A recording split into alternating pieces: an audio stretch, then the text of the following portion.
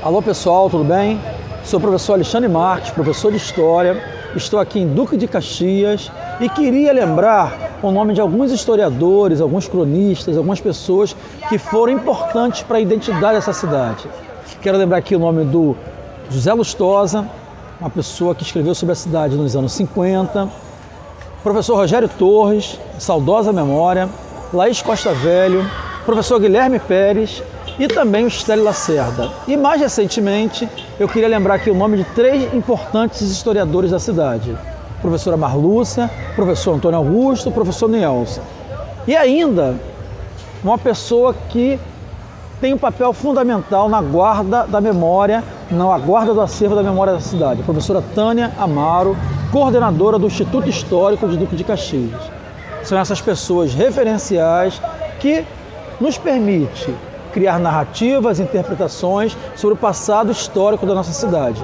Eu queria aqui nesse vídeo saudar a memória e a produção dessas pessoas. Alô pessoal, tudo bem? Sou o professor Alexandre Marques, professor de História aqui de Duque de Caxias. Estou nesse espaço aqui para apresentar a vocês a Praça Roberto Silveira e aqui atrás de mim a estátua do governador Roberto Silveira, aquele que trouxe água para a cidade de Duque de Caxias nos anos 60. Um abração, até mais. A Praça Roberto Silveira era chamada de Praça Riachuelo, em homenagem a uma das batalhas ocorridas na Guerra do Paraguai. Está localizada no bairro Jardim 25 de Agosto. Não é à toa data de nascimento do Duque de Caxias. No seu entorno encontramos a antiga sede da Prefeitura Municipal, o Museu da Ciência e Vida, no lugar que antes abrigava o Fórum, a antiga e temida 59DP, recentemente demolida, a Câmara de Vereadores, muitos cartórios, escritórios de advocacia e consultórios médicos. No centro da praça, curiosamente, encontramos a imponente estátua do governador Roberto Silveira. Roberto Silveira governou o estado do Rio de Janeiro entre 1959 e 1961. Neste ano, ele foi vítima de um desastre aéreo e faleceu no ano seguinte, em 1962, 2 anos antes de ser instaurada a ditadura militar no Brasil. Ele foi militante do movimento estudantil nos anos 40, atuou no malfadado Departamento de Imprensa e Propaganda do governo Vargas, o famoso DIP, formou-se em Direito e foi deputado estadual. Tornou-se um importante político do Partido Trabalhista Brasileiro, o PTB. Foi homem de confiança de Amaral Peixoto. Este era genro de Getúlio Vargas. A sua atuação na Baixada Fluminense, portanto, se contrapunha diretamente à figura de Tenório Cavalcante, já que Tenório e Amaral Peixoto eram inimigos políticos. Na cidade, Roberto Silveira tinha amigos importantes, como Rui Tepobel, à época dono de jornal, e que nos anos 60 tornou-se vice-prefeito da cidade, Ricardo Azeredo Viana, que era o antigo dono da Casa de Saúde de São José, e de Moacir do Carmo, que governou a cidade do Caxias por 2 vezes. Essa amizade vem do convívio que tiveram quando fizeram faculdade em Niterói. Juntos, eles projetaram uma vida política que se instalaria na região nos anos 60 e 70 e que foi duramente reprimida pela ditadura militar. A estátua no centro da praça nos remete a um desafio feito por Rui Tepobel quando o governador visitou a cidade. O desafio era que o governador deveria instalar a água potável, que naquela época não existia na cidade do Duque de Caxias. Em 1960, cumprindo a sua promessa, depois de ter aceitado o desafio, foi inaugurada a água. Na verdade, a água não era para a cidade do Duque de Caxias. Era uma bica d'água de um cano que vinha das instalações de água do bairro de Vigária Geral, no Rio de Janeiro. E essa água se estendeu somente até o bairro 25 de Agosto. O restante da cidade ficou sem a água potável, tão prometida e tão querida desde a época de Nilo Peçanha. A antiga Praça do Riachuelo, hoje Roberto Silveira, é conhecida também como Praça Butantã, devido às constantes fofocas políticas que ali ocorrem, nos bares e no comércio ao seu redor. Como as camadas populares reinventam o nome dos lugares, ignorando o poder público, ela passou a ser chamada pela população de Praça da Prefeitura, mesmo após a prefeitura ter sido transferida para o bairro de Jardim Primavera. A estátua imponente de um homem carregando uma tocha nos leva a um engano de interpretação, de que ele teria instalado a luz elétrica na cidade. Alguns, mais afoitos, ainda consideram que ele estaria carregando um copo de cerveja ou de chope, já que havia ali uma quantidade expressiva de bares. Na verdade, a tocha nas estátuas é o símbolo do desenvolvimento e do progresso. Nesse caso, o desenvolvimento e o progresso, representado por Roberto Silveira, e a tocha que ele carrega, se refere diretamente à água que ele instalou aqui em 1960. Há mais de 20 anos, Duque de Caxias aguardava o cumprimento das promessas de antigos candidatos no tocante ao abastecimento d'água. O governador Roberto Silveira prometeu e cumpriu. Caxias possui hoje moderníssimo sistema de abastecimento d'água. Seu povo está libertado do suplício a que estava submetido há longos anos.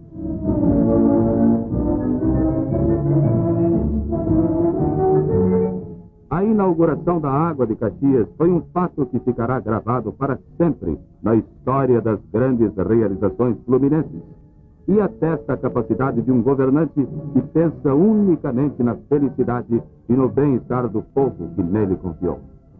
Todos os planos traçados pelo atual governo estão sendo levados a efeito.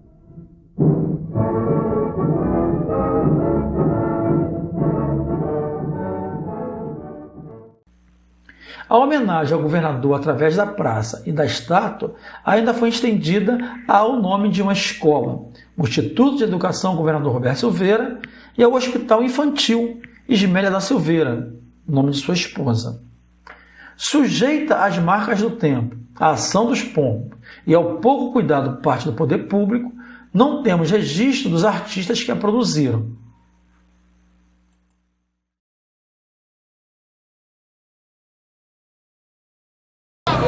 Oi pessoal, meu nome é Paula Braga e a gente está aqui no centro de Duque de Caxias e a gente vai conhecer agora um pouco da história da Feira Livre de Caxias, que teve seu início nos anos de 1940. Vamos lá? A partir de 1940, chegaram à região da Baixada Fluminense levas de imigrantes, vindos do Nordeste, que deixaram para trás suas terras familiares, amigos, amores, por busca de melhores condições de vida. Viam, em sua maioria, trabalhar no setor de construção civil. Em suas bagagens traziam gestos, saberes, falares, traziam consigo para Caxias suas tradições culturais, seus hábitos, músicas, culinária, sua alegria, força e esperança.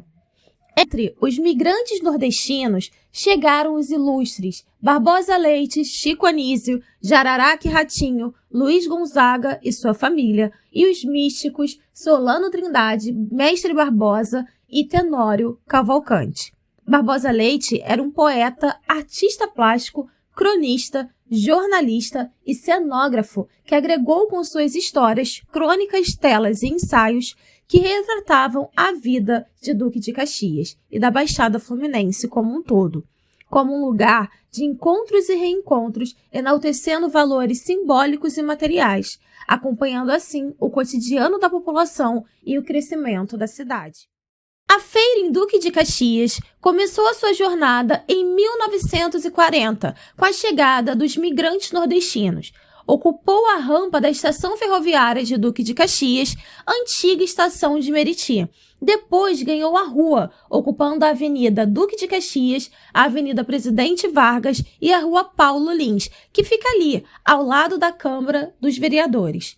A feira é um grande celeiro de tradições populares da comunidade nordestina, que ali se reúnem religiosamente aos domingos para comprar, vender, trocar, ver, ouvir e aprender coisas do sertão tão distante, mas tão presente na vida dos cidadãos da cidade.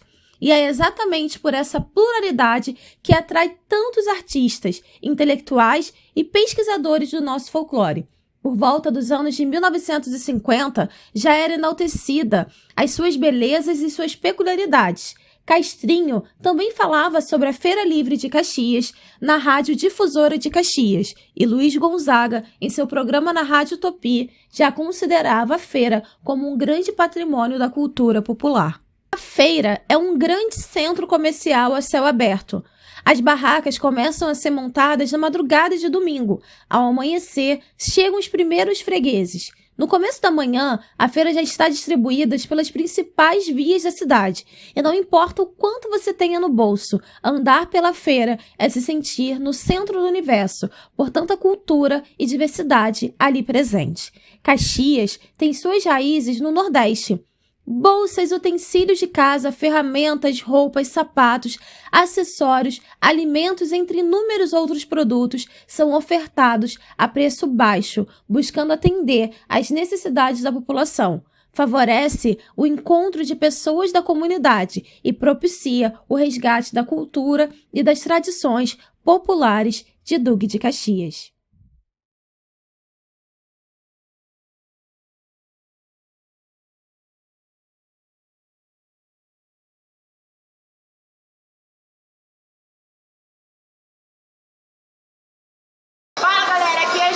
Estou aqui na estação Duque de Caxias. Venha conhecer um pouquinho dessa história aqui comigo. Em 1886, foi inaugurada a Estrada de Ferro Leopoldina, que partindo da estação de São Francisco Xavier, seguia em direção às outras, Triagem, Bom Sucesso, Penha e Miriti. Ainda não existia Caxias, mas já existia a estação que lhe daria origem. Em 1932, a estação, que era chamada de Miriti, recebeu uma placa com o nome de Caxias, em homenagem ao Duque, que nasceu na Fazenda São Paulo, região da Taquara. Em 1970, o trecho original foi todo eletrificado e foi inaugurado o novo prédio da estação.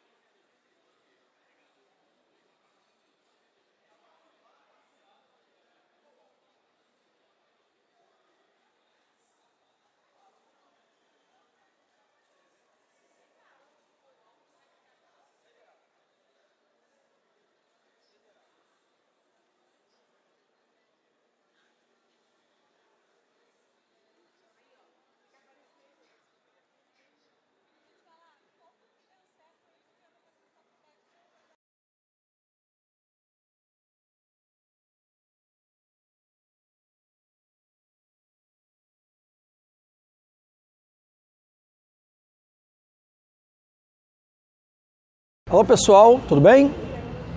Estamos aqui no Complexo Cultural Oscar Niemeyer, composto pelo Teatro Municipal Raul Cortez e aqui atrás de mim a Biblioteca Municipal Governador Leonel de Moura Brizola.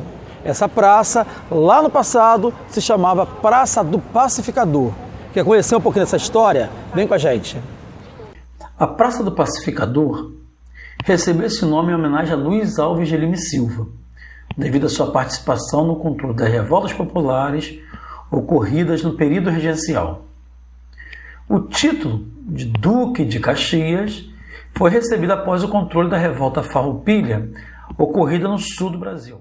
A Praça do Pacificador já foi chamada de Praça do Brejo e Praça do Caranguejo.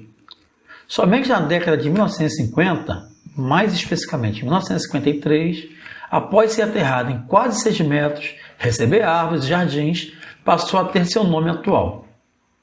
Fato curioso é que no dia de sua inauguração, o palco, repleto de autoridades políticas e parte da elite da cidade, não aguentou o peso e desabou. Praça localizada numa bifurcação entre a rodovia Rio Petrópolis, atual Avenida Governador Leonel de Moura Brizola, e a Avenida Plínio Casado, deveria funcionar como um cartão de visitas da cidade. situando-se a poucos quilômetros do rio Meriti, limite da cidade do Rio de Janeiro, nesta época, Distrito Federal. Durante aproximadamente 3 décadas, a praça abrigou uma rodoviária de onde partiam os ônibus de lotação, que transportavam os trabalhadores para a rodoviária da Praça Mauá. No seu entorno, tinha cinemas, restaurantes, hotéis e um variado comércio. Nas décadas de 1960 e 1970, ela tornou-se local oficial dos desfiles do dia 25 de agosto, Dia do Soldado. De extensão também da Feira da Comunidade, organizada pela Igreja Santo Antônio. E local dos desfiles dos blocos carnavalescos que por ali desfilavam no carnaval. Ali também, no seu cotidiano, se reuniam grupos de capoeira, vendedores de ervas, lambe-lambes, comedor de espadas, o cuspidor de fogo, o domador de jararacas e de boias e outros. Também era o encontro de prostitutas, pessoas que gostavam da noite e muitos jogadores de carteado.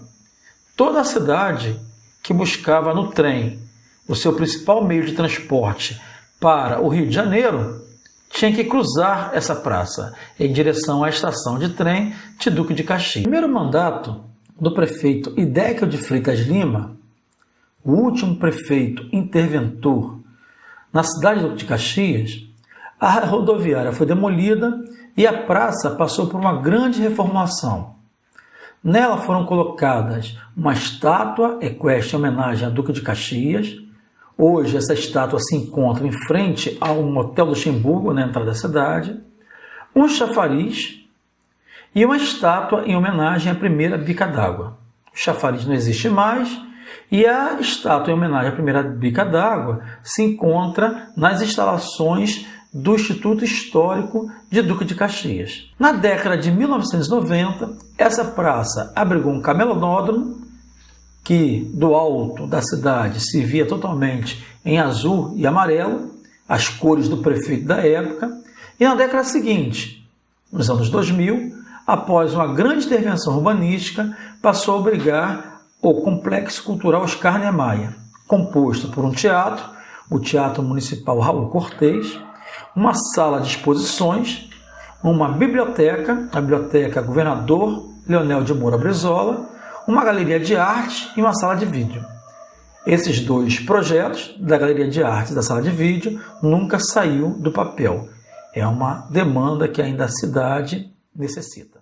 A Praça do Pacificador, hoje denominada Complexo Cultural Oscar Niemeyer, mesmo com as intervenções que sofreu, mesmo após sua reinauguração em 2005, ainda mantém seu caráter popular através da Roda de Caxias, a roda de capoeira mais famosa do mundo, através dos encontros de jovens dançarinos de hip hop e de outras culturas urbanas, das rodas de samba, que ocorrem embaixo da biblioteca, e dos bailes de charme, que agregam várias pessoas de vários lugares da cidade de Caxias e do Rio de Janeiro.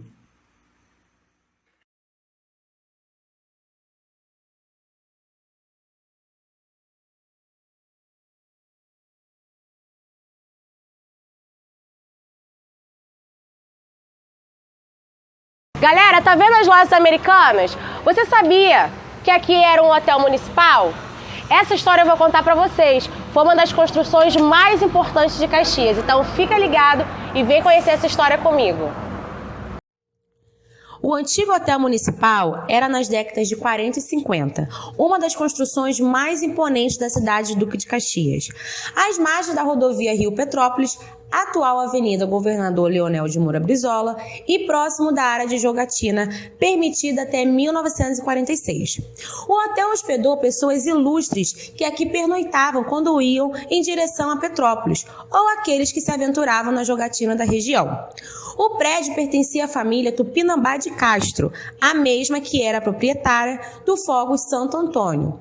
Foi o local onde a emancipação de Duque de Caxias foi assinada e, provisoriamente, abrigou a sede da prefeitura do município recém-criado.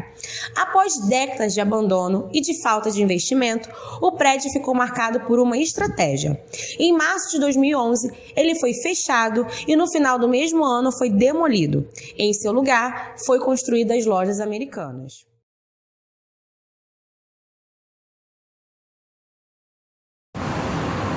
Alô pessoal, vocês conhecem esse prédio que está aqui atrás de mim? Pois é a Fortaleza do Tenório Cavalcante, o famoso Homem da Capa Preta. Quer conhecer um pouquinho dessa história e da cidade do Duque de Caxias? Só vem com a gente. Tenório Cavalcante foi um nordestino de Alagoas que chegou a Duque de Caxias na década de 1920 e teve sua trajetória marcada pela atuação política aliada à violência. Foi vereador em Nova Iguaçu quando o Duque de Caxias ainda não era emancipada. Foi também deputado estadual, deputado federal e candidato a governador do antigo estado do Rio de Janeiro.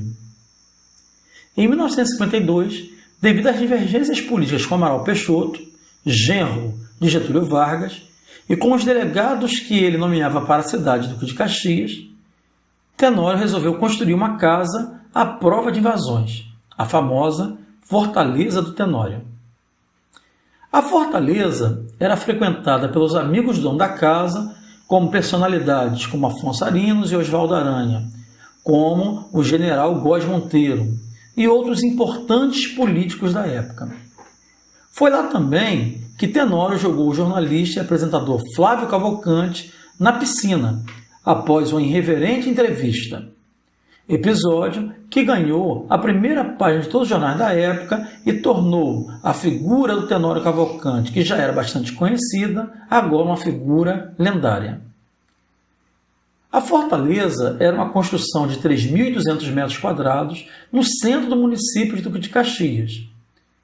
Encomendada ao arquiteto Sérgio Bernardes, a construção era uma espécie de residência de segurança máxima, com portões de aço vindos especialmente da Companhia Siderúrgica Nacional de Volta Redonda.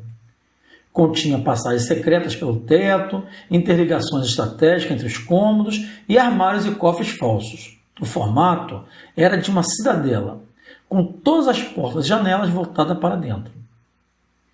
Com um gerador de energia próprio, 12 telefones, 16 alto-falantes, 14 salas e quartos, 9 banheiros, 2 calabouços, tanques de oxigênio e depósito de alimentos, a casa fornecia a segurança perfeita para um político cheio de inimigos, que dizia ter 47 furos de bala no corpo e andava com uma submetralhadora batizada carinhosamente de Lourdinha.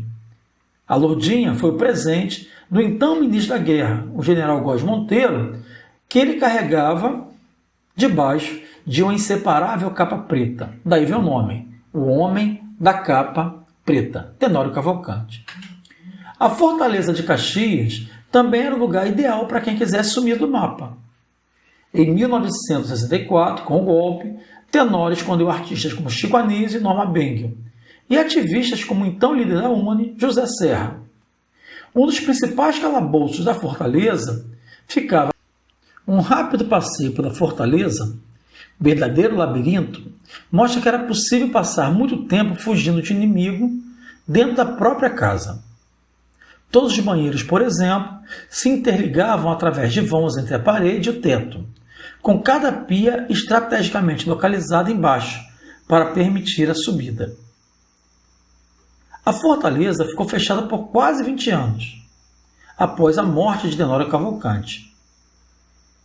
No início da década de 2010, a casa foi comprada pela Prefeitura Municipal de Duque de Caxias com a intenção de abrigar um centro de memória política da cidade. Localizado na Avenida Governador Leonel de Moura Brizola, em frente à rodoviária Plínio Casado, a rodoviária velha, ela foi recentemente transformada numa escola técnica municipal e totalmente descaracterizada. Mesmo com a descaracterização do prédio, mesmo com as mudanças arquitetônicas que sofreu, ali a cidade ainda guarda a memória da fortaleza do Tenório Cavalcante, o Homem da Capa Preta.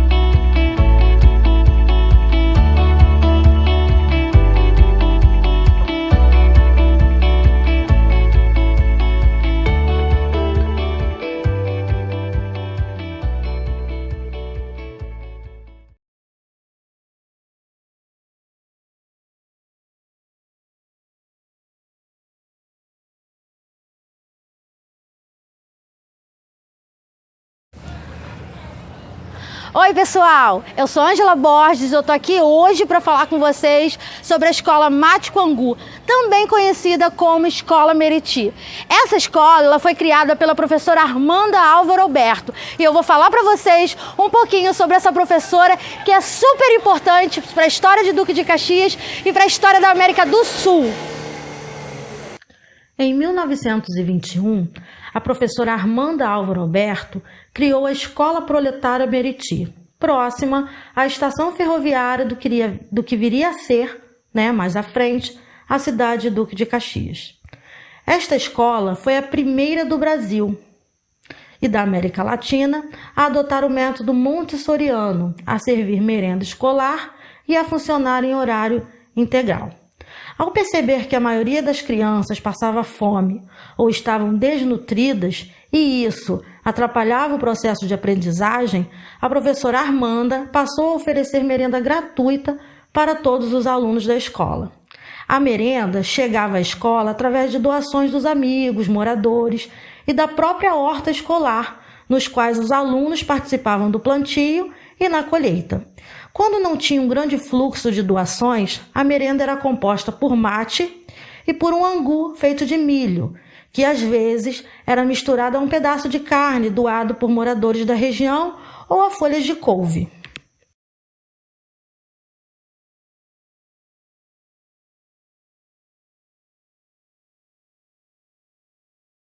No cardápio, era sempre o angu e o mate. Fubá e erva mate eram alimentos doados com frequência pelos comerciantes da região. Então, essa combinação sempre estava na alimentação dos alunos. A expressão mate com angu foi dada em um tom pejorativo e de uma forma jocosa pelo delegado Filinto Müller, grande perseguidor de Armanda Álvaro Alberto, e que a obrigou a retirar o nome de proletária e substituí-la por Escola Regional Meriti, porque fazia referência, a proletária, ao comunismo, muito perseguido na época. Na Mate com Angu, as crianças não recebiam notas, não eram aprovadas ou reprovadas, tampouco se usavam as carteiras, lousas, enfim, as aulas eram realizadas a céu aberto, onde as crianças aprendiam até o cultivo das hortas e como criar o bicho da seda e abelhas. Era uma aula super dinâmica. A escola prestava assistência à saúde dos alunos e de suas famílias. Cursos de corte e costura, carpintaria, cozinha, higiene infantil eram muito comuns na escola. As mães e a comunidade eram com frequência convidadas a participar da vida escolar. E ali também foi criada a primeira biblioteca pública de Duque de Caxias e um clube de leitura. Dona Armanda morreu aos 81 anos, em 1974, e a escola foi doada para o Instituto Central do Povo, ligado à Igreja Metodista. Atualmente, é mantida em parceria com a Prefeitura de Duque de Caxias e tem o nome de Escola Municipal Dr. Álvaro Alberto, em homenagem ao pai de sua fundadora, Dona Armanda. Em 2014, após intensa mobilização popular e ameaçada pela construção de um shopping center, o prédio da escola foi tombado como patrimônio histórico municipal de Duque de Caxias. Sobre a escola e sua fundadora, já foram realizadas várias pesquisas, publicados vários livros e artigos, produzido um filme biográfico chamado Armanda e criado um cineclube, denominado Mate com Angu, em homenagem à grande contribuição de Dona Armanda para a cidade de Duque de Caxias.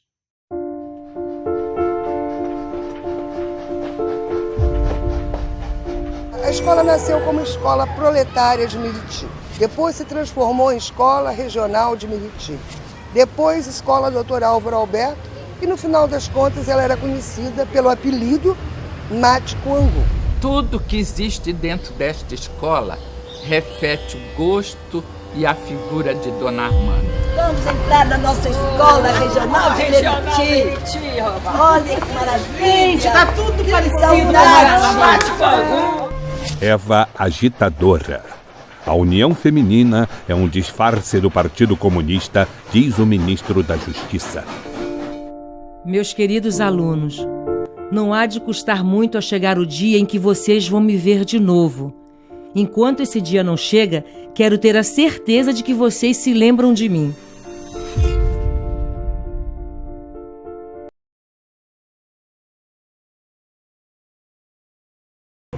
Oi pessoal, estamos aqui no centro do calçadão de Duque de Caxias. E quem passa por aqui intriga-se com essa estátua de um homem negro virado com a feição para cima. Esse é Zumbi dos Palmares. Se você quiser saber um pouco mais da história dessa estátua e da referência que esse homem é para o movimento negro de Duque de Caxias, vem comigo que eu te conto.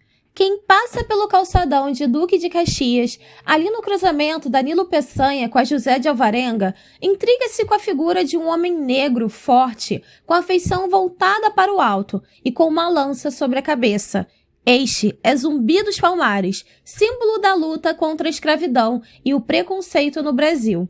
Essa estátua é o reconhecimento das reivindicações das instituições do movimento negro pelo poder público municipal. Podemos dizer que Zumbi é considerado um dos símbolos de luta, de liberdade e reconhecido pela comunidade negra como um grande líder da nossa história. Ele é a prova que os negros que foram escravizados por aqui não foram inertes, submissos e alienados ao processo de escravidão. Também é símbolo do protagonismo negro na nossa resistência e luta contra o sistema escravista. Antes da estátua no local, havia um busto de Zumbi dos Palmares. O busto foi esculpido pelos artistas Nina Cimento, Jamaica Neiva e Maurício Neiva.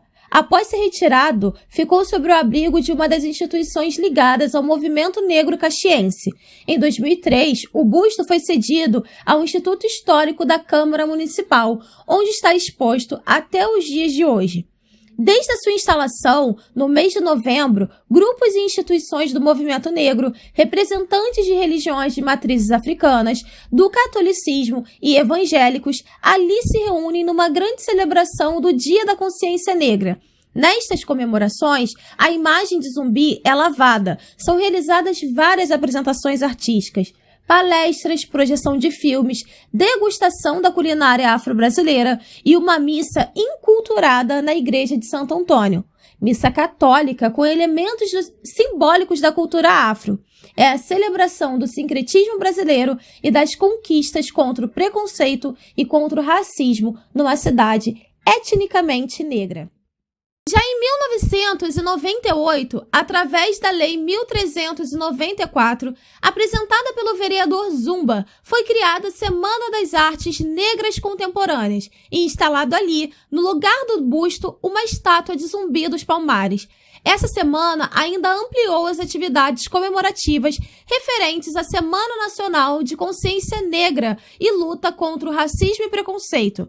Quem agora por ali transitar pode perceber que em meio ao frenesi consumista existe um importante ícone da cultura e da história brasileira, símbolo de aspectos socioculturais de nossa cidade, que ironicamente se chama Duque de Caxias.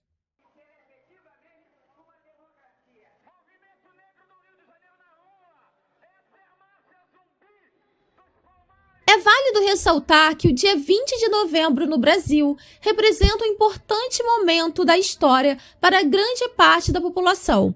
A data lembra a morte do líder Zumbi dos Palmares e é considerada como uma ação afirmativa de promoção da igualdade racial e uma referência para a população afrodescendente. Esta data é dedicada à reflexão sobre as consequências do racismo e sobre a inserção do negro na sociedade brasileira.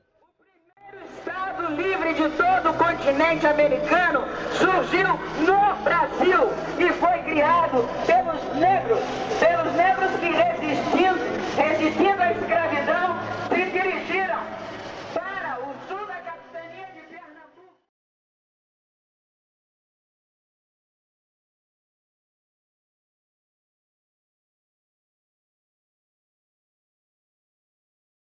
Oi pessoal, eu estou aqui na Sociedade Musical e Artística Lira de Ouro. Vocês já ouviram falar desse espaço? É um espaço super democrático que fica aqui dentro da cidade de Duque de Caxias. Se vocês não conhecem, agora vocês vão conhecer. Vem comigo!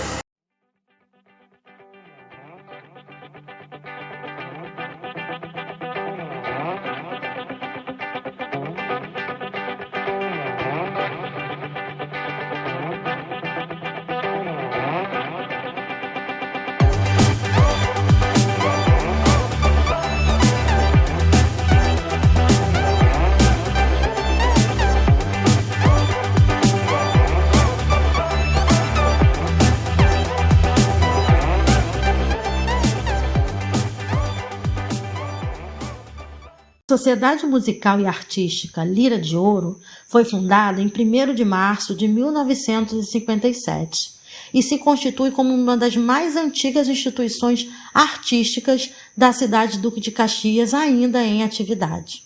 Desde a década de 1950, os seus músicos têm presença marcante nas festividades da cidade e nos desfiles de carnaval daqui e do Rio de Janeiro. De sua diretoria participaram membros da pequena elite local, como Milton Mendonça, sendo ele empresário imobiliário e diretor do Clube Recreativo Caxiense, o deputado estadual Sarrego, José dos Santos Vieira, que era dono do cartório da cidade, Gastão Reis, que chegou a ser prefeito municipal. Estas e outras lideranças eram importantes, pois ajudavam financeiramente a instituição e seus membros. Durante os anos 80, ou seja, durante a década de 80, suas atividades diminuíram. Surgiram muitas dificuldades financeiras e muitos dos membros e frequentadores se afastaram. Nesse período, o senhor Acácio e o senhor Ramiro, últimos guardiões oriundos do grupo fundador da Lira de Ouro, ainda mantinham os instrumentos intactos, a orquestra viva e a lira funcionando. Em 2000, houve uma reestruturação do espaço e de suas finalidades. Um novo grupo, representados por Roberto Teixeira Lopes, conhecido como Beto Cavaco, Roberto Gaspari Ribeiro, conhecido como Beto Gaspari, e na década seguinte por André de Oliveira e por Per,10, assumiram o espaço e o compromisso de manter a banda, criar uma escola de música e um espaço para agregar as diversas manifestações artísticas e culturais do município. A partir desse ano, houve muitos avanços. A programação se diversificou, o público se renovou e a Lira voltou a ser um espaço de referência e difusão cultural. A partir de 2004, através do projeto Arte, Cultura e Cidadania, a Lira foi reconhecida pelo Ministério da Cultura como ponto de cultura, passando a receber verbas federais para a manutenção de algumas atividades culturais que ali aconteciam. Isso possibilitou a implementação de cursos e oficinas de teatro, violão, cavaquinho, instrumentos de sopro, percepção, leitura e escrita musical, assim como dança de salão, dança de rua, capoeira, maculelê e ainda inclusão digital, muito importante na época. Tudo isso oferecido gratuitamente à comunidade periférica da Lira. Bom, e aí em 2005 e 2020, de 2005 a 2020, a Lira diversificou sua programação e passou a contar com cineclubes, saraus de poesias, rodas de samba, danças de rua, grupos de hip hop e de música negra americana, assim também como bailes de terceira idade e os encontros da velha guarda da Grande Rio, que também aconteciam no espaço. As festas juninas, as feiras de desapego também aconteciam, assim como outras iniciativas. Desde a criação do Conselho Municipal de Cultura de Duque de Caxias, a Lira de Ouro sempre ocupa a cadeira de música e dentro de uma articulação política de vários movimentos culturais da Baixada Fluminense, ela recebeu em seu espaço o ministro da Cultura, na época, Juca Ferreira, numa roda de conversa sobre a chamada Lei Cultura Viva. Atualmente, a Lira de Ouro é presidida por Clara de Deus, uma grande fomentadora da cultura no município de Duque de Caxias.